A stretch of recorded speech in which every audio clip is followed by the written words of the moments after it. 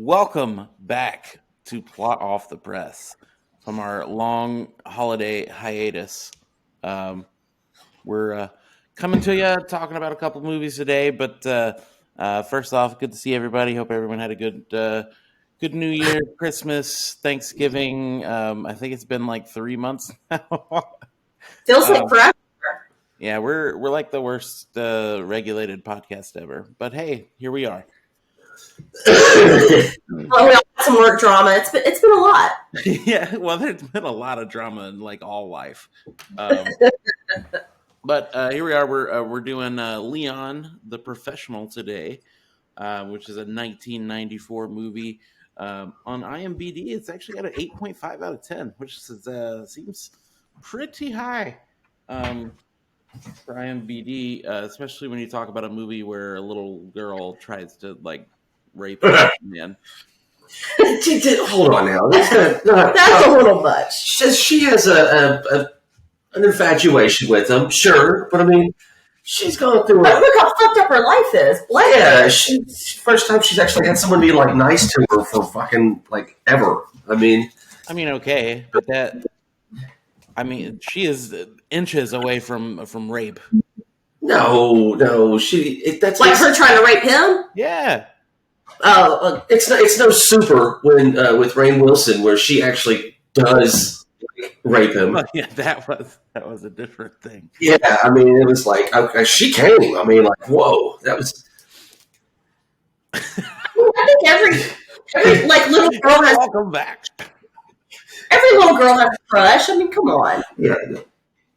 There was two parts of the movie. The original cut of the movie, though, that I saw on Cinemax way back in there, because that's how old the movie is. I didn't even go see it in the movie theater. Like, I don't even remember it. It just one day it was on Cinemax. One day I just started watching it. It was like, this is good. But the original, they make it now where they show it. It's called Leon. It's not called The Professional. The Professional is the American cut of the movie where they cut out about 15, 20 minutes of where they go to dinner. Like she really, a couple of parts where she really tries to kind of come on to him, or they cut all that out originally. And so then I think it was the Criteria collection that came out maybe on a DVD 6, 7, 8 years ago, and it was called Leon, which is the original cut of the movie where it's like, oh, you're going too far with the rape, but it is uncomfortable at times. You're watching it, I mean, and even at the time, there were a couple of scenes I was just like, okay, yeah, I feel uncomfortable. Yeah, even Well, for me, it was the when she did Madonna, and then Marilyn Monroe when she was like trying to be like, "Who am I?" or whatever. Yeah. I was like, "Ooh, stop!" I think that might have been it because she's just playing dress up. Then Yeah, she's not actually coming on, but really like the whole kinda. going to dinner scene. I don't recall. I mean, again, I'm going back, 25 years ago, 28 years. I don't think that's in the. I don't think it's in the original. I'm almost positive it wasn't, but yeah. And then when I watched the extended cut of it, where it's like, oh, okay, and I mean, so the time then I'm like 20, and just because Natalie Portman like is my age or close to it, so even then when I'm watching, I'm like, She's 50? No, 60. 62. We always had to When I was like 20, I was watching it. I was just like, oh, she's 14. Like, I can't. Like, ugh. and he's old. Well, and the other thing that got me, the other thing that got me was just sitting there thinking about like the director and everybody, like while they're actually filming this, okay, Natalie, you're not being slutty enough. I need you to slut up a bit. I'm sure he didn't say the word slutty. I mean, he's French. He probably said, "Je put the buckle on." Oh. Or with like the hotel manager guy when she was like, he says something about, "Oh, your dad" or something, and she's like, "That's my lover." And then like, "Do you want to go for a walk?" And like, and then walks off. I'm like, gross. So let's jump into to ratings. I'll go first. I'm going to give it a 7.7. It's a good movie. I don't think it's as good as IMDb is making it out to be. I love Gary Oldman in it. We'll talk about that in a minute. But yeah, the adolescent love freaked me out a little bit. But the movie itself was pretty good. Carter? Robot rape, you know. Robot rape. Yeah, there's robot rape. Watch out for that stuff. I mean, yeah, this is a 9.3 for me. This is a really good movie. This movie right here gave us, because this movie was so good, it gave us movies. What? It was a what? 9.3. It's a good movie. It's great. You focus it too much on the child love. It's just, you just skip over that. But I mean, like, he's a badass hitman. I mean, like, right from the beginning, the opening scene where he's trying to kill the guy in the penthouse. Oh, and he shoots guy? through. Yeah. He shoots through the screens or whatever, and all you see is like the one eyeball, and it's just like, ooh. And at that point, he's already killed everybody else. He's about to kill everybody else, but yeah, he's killed a bunch of people, and it's just like, I don't know, he's good at his job. Okay, so he's like Renegade. He's better than Renegade. He's better than Renegade. He was a cop that was good at his job. Now, but I mean, like, also this, you gotta say that this movie, back in the day, he didn't have stuff. He's hanging on the, in the ceiling, and lets the SWAT team come in, or like, 5 guys, and just, and then, it was some really cool stuff. And he's just a badass, and he just does it all. I love the police officers in the hallway that are just like, I don't want to fucking go in there. Yeah. Or even that part you're talking about. I mean, he's clever. They, doing the elevator thing, and then they have his buddy just like in the elevator that's already kind of dead, and yeah, I mean, it's like duh that he's going to come behind you, but But what you're talking about, also getting to the Gary Oldman thing. I mean, like, dude is pure evil, and that's what you look for in a bad guy in a movie. And this is one of the best villain roles ever. I mean, we'll get to that in a second when we talk about character. Okay, well, I'm talking about I'm justifying my rating. Okay, Casey, what about your rating? I agreed. I did the 8.5. I didn't even know about this movie until I met Carter, and then he's like, "Oh, you haven't seen it?" I'm like, "No." So then we've watched it a few times, and I really have enjoyed it. It's a good movie, good characters. I mean, I see that. Okay, well, thanks for joining us today. It's just a good movie. That's it. All right, bye. No, I mean, there's great characters. I like a lot of killing, and that's in there. So I like the violence. And the guy telling is Tony. You just come see Tony. Huh? Say Tony, your buddy. What you need, $50 or something? Like, hold on, I'm like a bank, but better than a bank. I mean, I wonder how much money. Okay, so but I don't know anybody. I don't know if I've ever met anybody in just all the years that was just like, that movie's terrible. No. So and I'm kind of with Casey on this. This one seems a little bit more like I'm not going to say cult classic, but like a lot of people don't know about it, right? They haven't really seen this movie. Like I said, I had never even heard of it. I just happened to catch it on Cinemax one day. It was like I was watching something back when you only had one HBO and one Cinemax. And it was just like I was watching whatever, and it said up next to The Professional. I didn't even know what the fuck it was. So I mean, it got released in the movie theaters, and I was a teenager at the time. I mean, I watched movie trailers and stuff like that. Like, I knew what was coming out of the movie theaters a lot of times, but it's just one of those things where it's just like it's almost like Reservoir Dogs, just because it wasn't very widely released. Because I mean, it just didn't have a big, that big of a budget. You got this French director guy that no one's ever heard of. I mean, Gary Oldman is still relatively. I mean, he was in what? Romeo's Bleeding before that, and I was gonna say. I mean, this guy, he hits it big a few years later, right? Directing The Fifth Element, right? Yeah, and he's done a lot of really good writing since then too. Oh yes, he's done several real good movies. Then he got eaten up by Me Too because he's a piece of shit. But did he do something? Yeah, he came out like he was like had been like harassing assistants or some shit like that. I mean, he's not the French, but it doesn't look like it slowed him down. He's got a bunch of announced stuff, and he's been doing he did the Taken series. Yes. But I think that's. I don't think he directed that though. I want to. Oh, he's a writer. He's a writer. He's the writer. It's just a story. Yeah. Yeah. And which is the classic, just like The Professional, The Fifth Element, Liam Neeson in Taken, the one with Scarlett Johansson where she Lucy, she's Nikita, that film Nikita, Run Roll Run or whatever it's called, and that's his classic character right there. Just out of nowhere, they can do it. Bruce Willis of The Fifth Element. I mean, he just shoots everybody. He's bang, bang, bang, bang, bang, bang, bang. He knows how to fly, just everything. And same with Leon and all these other characters. Because Liam Neeson, he's got a very special set of skills, which is whooping your ass, and being old and whooping your ass. I think that he's very good with and we'll probably skip over director here later now that we're doing this. But I think you're right. He's very good with that little snippet moments. You talk about Liam Neeson and his phone call to the people who kidnapped his daughter. Good luck. This one, the intro actually for Leon in this one, where they're just talking about this assassin that they sent to kill.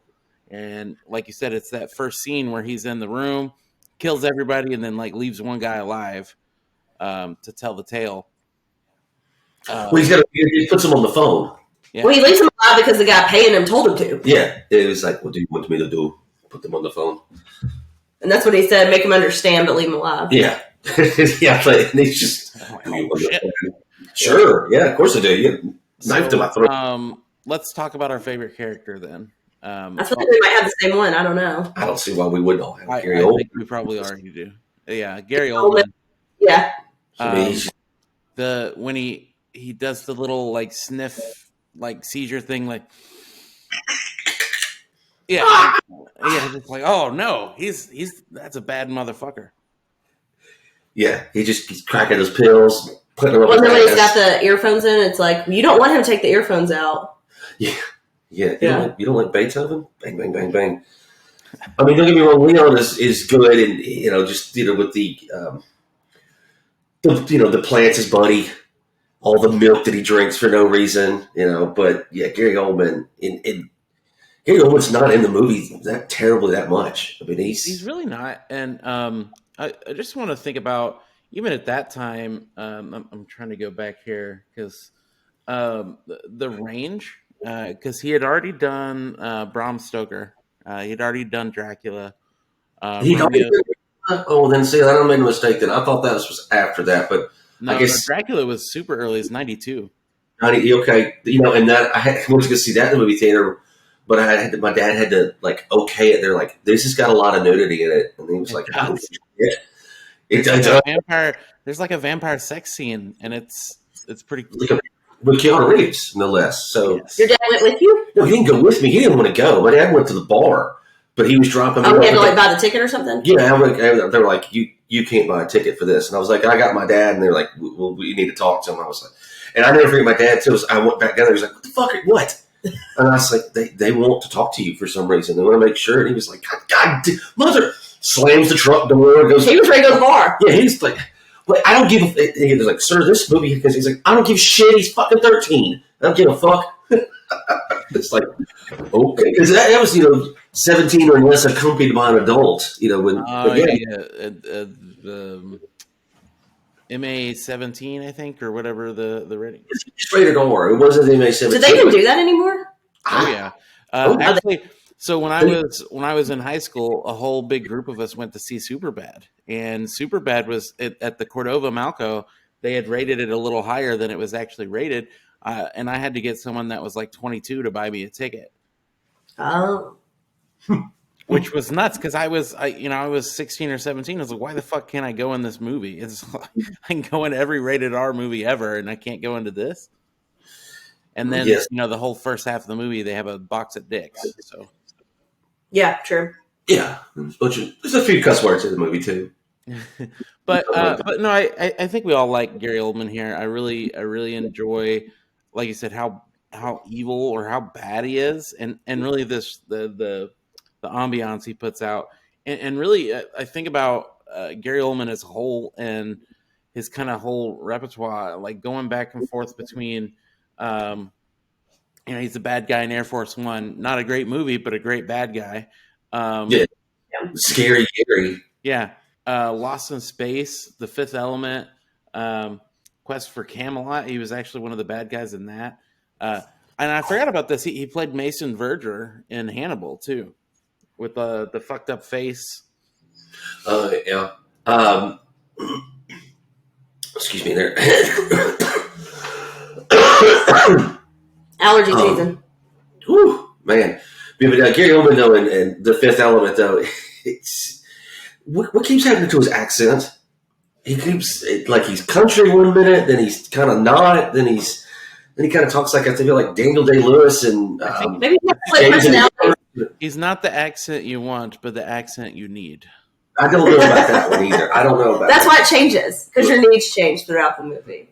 That's exactly where I was going. Okay. All right. Well, then That's the answer you get. that's the discussion. Right now, he needs to be Southern. Later, he might need to be British.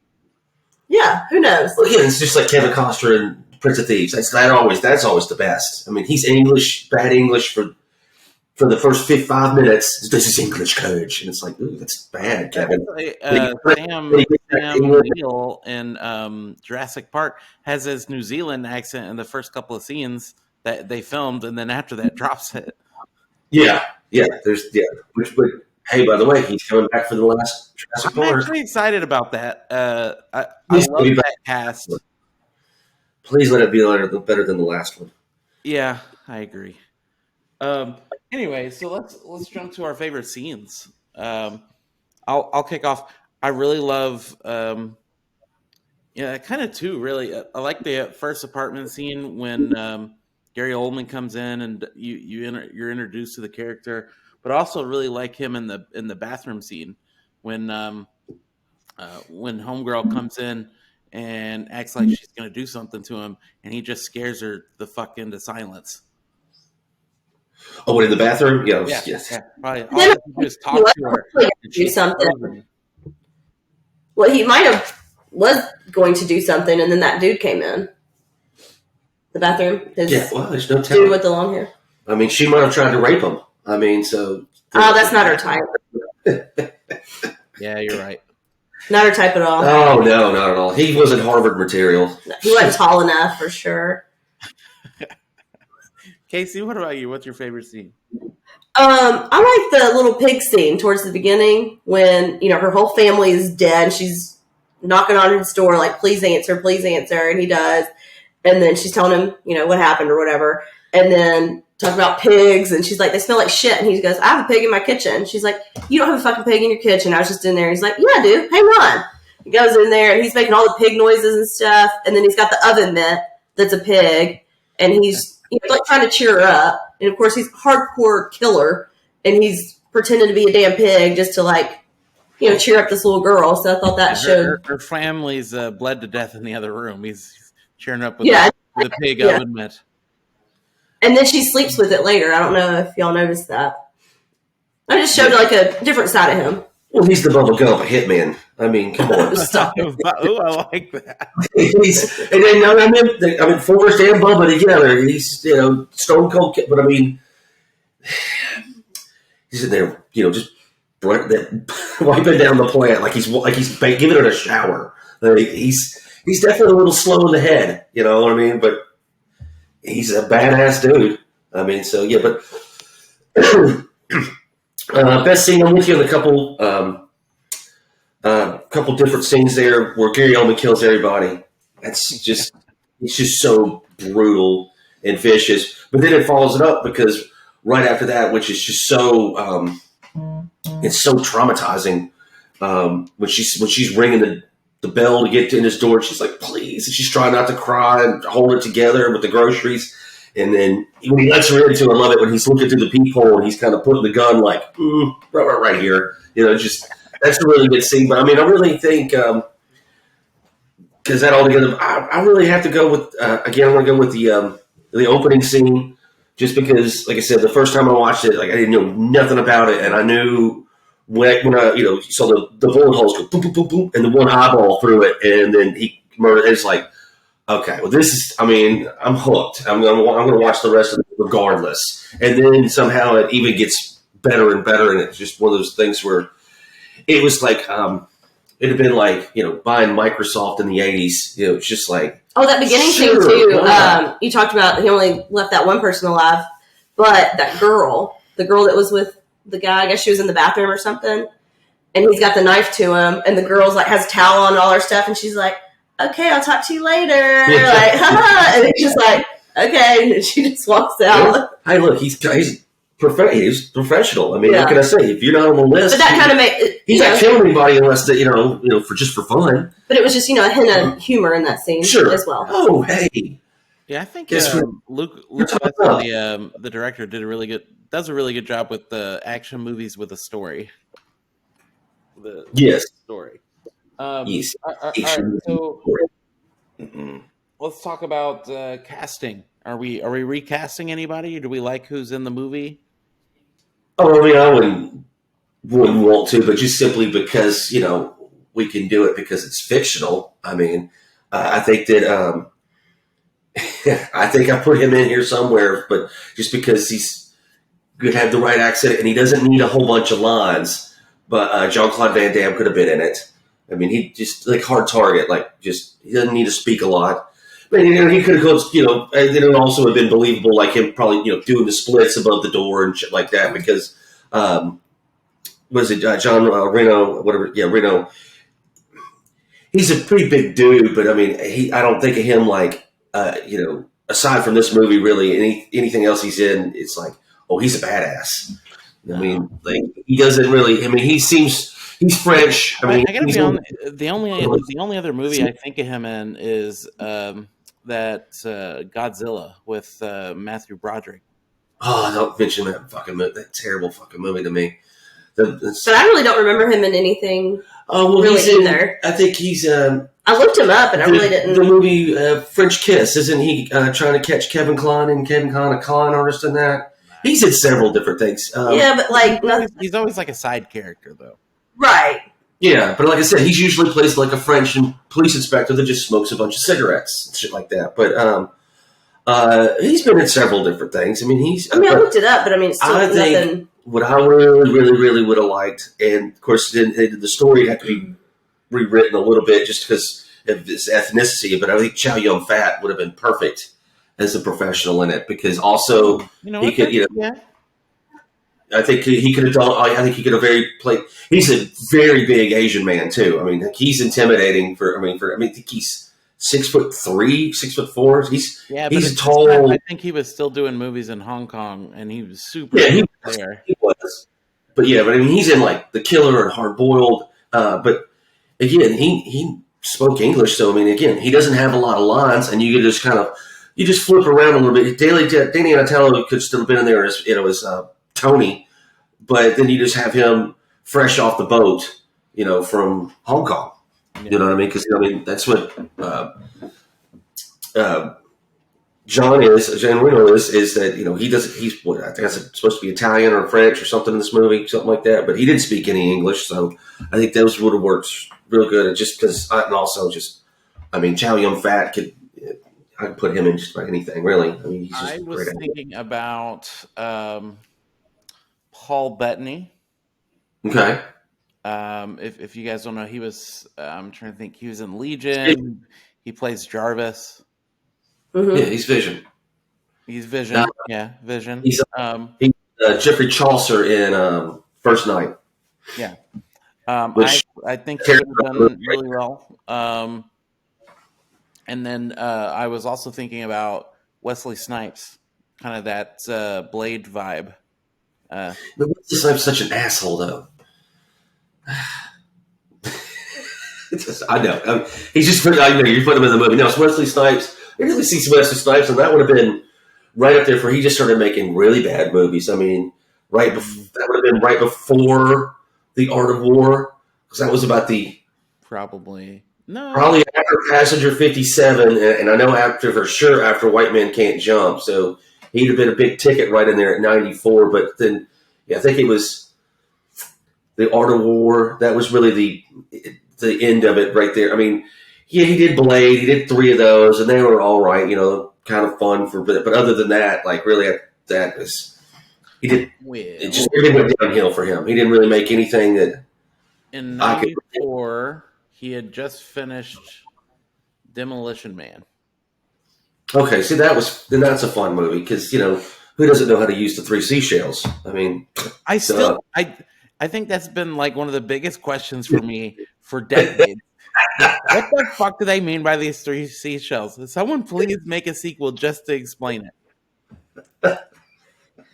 The only thing I had was... you know exactly what I'm talking about. She has no clue what I'm talking about. No, not at all. The only thing I had was Keira Knightley because I think she and Natalie Portman look exactly the same. Yeah, I think... Like when you look at them side by side, it's like, oh, damn. Well, you can tell the difference. One thing I didn't realize, Keira Knightley was actually like 17 when she was in Black Pearl. Well, okay. I didn't realize she was that young. That would have put her in her like 4 or 5 years old when this came out. Oh, well, I was just going by looks. Well, you always tell the difference between Keira Knightley and Natalie Portman is because Natalie Portman has A cups and Keira Knightley has no titties. So okay, she doesn't.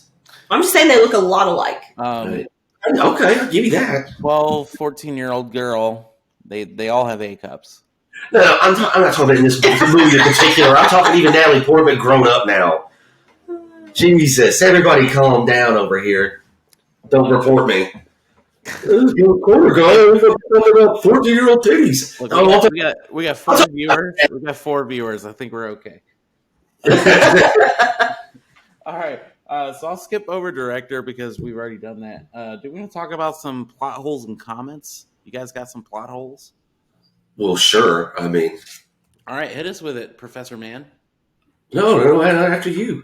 You want to get it into. I mean, I just have some quotes. Yeah, I don't really have that many plot holes because you just got to kind of take it as it is. Well, okay. The glaring plot hole is like, how does Gary Oldman and his crew of guys get away with everything? Oh, they're DEA, right? I don't even think they're DEA. Yeah, they are. They're DEA? I thought they were just undercover. I thought they were police narcs. I didn't realize they were DEA. I think they're DEA. Well, that would have been... I can't believe I just didn't notice it. I thought they were police narcs. But still, even with DEA, I mean, it's like... Get away with a whole... they were doing a lot of shit. A lot of shit. Yeah, and I mean... But I mean, also just other things like... Leon climbs down she pushes him through, like, the wall, the wall. I mean, they climb down the inside of the building, like, and it was premeditated. I did have this one. So how many times can they shoot guns and fuck up and like put blood all over the hallway in this one little apartment building and like no police are called ever? Oh, well, because I guess they don't have to call the police. I don't know. Maybe they, the guy, they're already there. He comes in and kills like 4 people in the opening scene. That's her family. And then he comes back later and shoots it up with like a fucking Gatling gun through the apartment there. And the SWAT, like, it's too much. It's too much going on there. Like, everybody's moving out. When he kills the family, the cops were coming because he leaves the long-haired dude in there and says, you stay and talk to the cops. They're coming. Yeah. So it just took him a while. Yeah, they weren't coming with a quickness. That's for sure. It's New York. I mean, come on. It's like haste. Yeah. Right. Well, that, and I mean, just like you say, you take it for what it is. I mean, how does how does Leon just have the baddest dude in the world? I mean, like, did Tony just see him at a bus stop one day and be like, "Hey, you want to be a hitman?" And he was like, "No, speak English." And he's like, "No, it's cool. Don't worry. Here's a gun." And it just. It's like there was a story on that where his dad had done it before. Yeah. Okay. All right, Casey, you got some comments, some plot holes, some quotes. I got some quotes. Just 2 different scenes. Everyone. No, not that. When they kill her whole family or whatever, and he shoots the dad like 100 times, and the other guy's like, "Quit! What are you doing? He's dead." And he goes, "But he ruined my suit." And it was like, oh, okay. And then when Leon's going to get Chickadee, It tells the taxi driver, he's like, wait just a minute, I'll be right back. And then they come back, and the taxi driver, I've been waiting for 10 minutes. And Leon just goes, I did my best. And it's like, all right. Those are mine. Okay. I did my best. Those are the ones I enjoyed. Okay. All right. That's... Well, so I think at least for me, closing comments here, I'm glad to be back. Good to see you guys. I've missed this. Yeah. I think this one you definitely say it's a hidden gem. Like I said, a lot of people have never seen it. I've never heard of it, or hadn't never heard of it. So definitely recommend to watch it. It's a fun movie. Watch the extended cut. It does get a little rapey, but you'll be okay. Okay, well, so we'll say it has a AS in it, adult situations. How about that? Yeah, I mean, he says no, but that doesn't seem to matter. So that's kind of where I was going with that. So anyway, so thank you again for joining Hot Off the Press today. We'll, real quick, my favorite quote of the movie is, "This is from Matilda," and oh shit, Yeah. splatter. Okay, and thanks for joining us. Thanks for joining us. Until next time. Till Bye. next time. How do I stop this?